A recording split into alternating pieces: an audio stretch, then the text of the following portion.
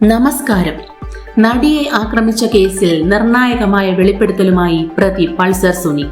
നടിയെ ആക്രമിക്കാൻ കൊട്ടേഷൻ നൽകിയത് നടൻ ദിലീപാണെന്നും പ്രതിഫലമായി 1.5 കോടി വാഗ്ദാനം ചെയ്തെന്നും പൾസർ സുനി പറയുന്നു.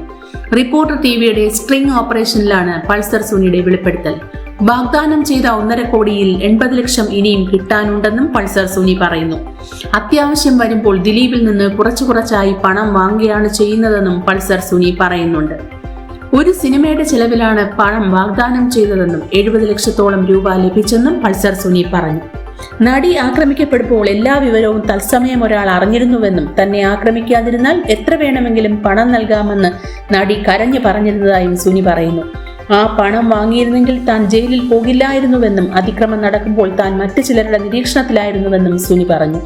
അതിക്രമത്തിന്റെ ദൃശ്യങ്ങൾ പലതവണ ഷൂട്ട് ചെയ്തിട്ടുണ്ടെന്നും കുറ്റബോധം ഉണ്ടാകണമെങ്കിൽ തന്നോട് പറഞ്ഞ പോലെയെല്ലാം ചെയ്യണമായിരുന്നുവെന്നും അല്ലാതെ തന്നെയുള്ള കാര്യങ്ങളാണ് മെമ്മറി കാർഡിലുള്ളതെന്നും പൾസർ സുനി പറഞ്ഞു.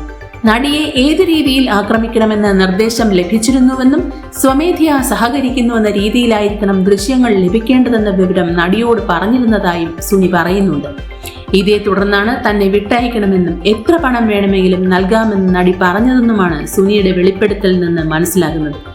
പരോളിലിരിക്കെയാണ് നടിയെ ആക്രമിച്ച കേസിലെ 1-ാം പ്രതി കൂടിയായ പൾസർ സുനി വെളിപ്പെടുത്തൽ നടത്തുന്നത്. കേസിലെ 8-ാം പ്രതിയാണ് നടൻ ദിലീപ്.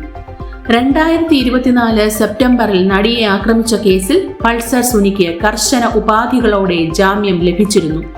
മാധ്യമങ്ങളോട് സംസാരിക്കരുത്, സാക്ഷികളെ സ്വാധീനിക്കരുത്, ദിലീപ് അടക്കമുള്ള മറ്റ് പ്രതികളെ കാണരുത് തുടങ്ങിയ കർശന ഉപാധികളോടെയാണ് എറണാകുളം പ്രിൻസിപ്പൽ സെഷൻസ് കോടതി ജാമ്യം അനുവദിച്ചത്. 7 വർഷത്തിന് ശേഷമായിരുന്നു പൾസർ സുനി പുറത്തിറങ്ങിയത്. സുപ്രീം കോടതിയാണ് പൾസർ സുനിക്ക് ജാമ്യം അനുവദിച്ചത്. പിന്നീട് ജാമ്യത്തിലുള്ള വ്യവസ്ഥകൾ തീരുമാനിക്കാൻ ജാമ്യാപേക്ഷ സെഷൻസ് കോടതിക്ക് വിടുകയായിരുന്നു. കേസ് അതിന്റെ വിചാരണയുടെ അവസാന ഘട്ടത്തിലെത്തി നിൽക്കുന്ന സാഹചര്യത്തിലാണ് സുനിക്ക് ജാമ്യം ലഭിച്ചത്. മുമ്പ് കേസിന്റെ വിചാരണ വേളകളിൽ സുനി മാധ്യമങ്ങളോട് ചില നിർണായക വെളിപ്പെടുത്തൽ നടത്തിയിരുന്നു.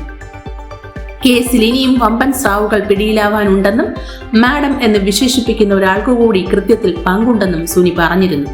ഇത് കണക്കിലെടുത്താണ് മാധ്യമങ്ങളെ കാണുന്നത് കോടതി വിലക്കിയത്.